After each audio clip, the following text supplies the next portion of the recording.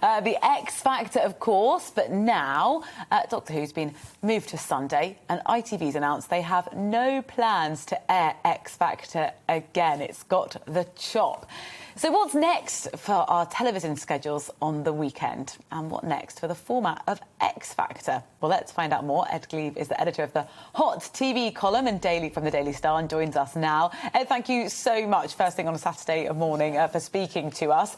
X Factor, it really was 17 years, such a staple of Saturday night TV. Had it got a bit tired? Had it run its course? Oh, definitely. I mean, I think most fans will say the same thing, which is that X Factor had probably had its day about maybe 4 or 5 years ago. I think once it stopped finding stars, it was time to get rid of it, because if the winner doesn't go on to do anything, or none of that year's contestants go on to get a record, like a big hits, then who cares who gets through? Because it's kind of pointless then, isn't it? It's hard to believe it's gone. I mean, it literally was. People wouldn't go out on a Saturday night until X Factor had finished. You wouldn't leave until 9 p.m. You had to see everybody sing. I remember I grew up with it. I mean, we would sit with a pizza every single Saturday night and watch the X Factors. Let's talk about some of those huge success stories. Let's talk about the heyday of X Factor. What kind of artists have they brought us? Well, I mean, in the early years, there were people like Leona Lewis, Alexandra Burke, JLS, who all went on to enormous success. Ollie Murs still remains one of the biggest sort of male singers we have in the UK. But then, of course, it really peaked in 2010 with One Direction, and then Little Mix a few years later. But then I think probably after about 2013, it wasn't coming up with big names. But I mean, if you look at the full list of the acts that it produced, I mean, it's incredible that one show did that.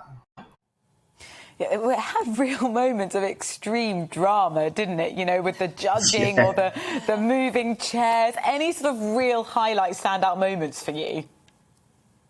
I mean, I think 2010, you had Cher Lloyd, you had Katie Waithel, like I say, you had One Direction, Matt Cardle. That year, I think the country was obsessed. I mean, as a journalist, it was guaranteed you would get a front page if you had an interview with anyone from the show. The judges were like mega stars. I remember being at the National TV Awards and Cheryl and Simon came into the press room and it was like you could hear a pin drop. Everyone was just so excited to see them. So, and I think as far as like moments on the show, like I think when it went to deadlock or when the judges had to vote off one of their own acts, or there was a time when Calvin Harris like ran across the stage. I think when Lady Gaga was on and Kitty Brucknell had just been voted off and she ran over and like grabbed her. It was like moments of drama like that, sort of unexpected moments that you just don't get on most shows, that I think made X Factor compulsive viewing because you didn't know what was going to happen. Yeah. I think also the judges were almost more important than the contestants. So a lot of the time, people were interested if there were any spats between them. I mean, Cheryl was obviously a big part of it. And then also Danny and Sharon didn't really get along. So that was also fascinating. So, I mean, God, I could probably do the top 100 X Factor moments if I needed to. There was so many. For me, it was when Beyonce turned up to do a duet. That was incredible. That was, now you mention it, that is probably the big moment of all the years that they had. Yeah. So, Ed, what is next? Because there is an idea for a show to kind of fill the gap at the weekend, isn't there?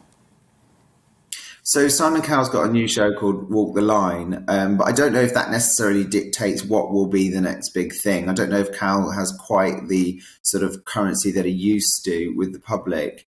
I think what you will find is that, I mean, for a while now, television has been a lot kinder than it was, say, 10 years ago. So programs like Big Brother, X Factor, Apprentice have either gone or are a lot less popular now. Anything that sort of humiliated people, things that people are watching in big numbers now, like Masked Singer, Strictly, The Great British Bake Off, shows that are much kinder, much softer, where people, even when they're voted off, are told, but you've done really well, we really like you, you're brilliant, hope you're going to do great things. They're not like, you're fired, you're off, go. It's a much nicer thing. So I think Masked Singer doing really well on Saturday nights is an indication of what to expect going forward. Much more family entertainment, kind programmes, that sort of thing.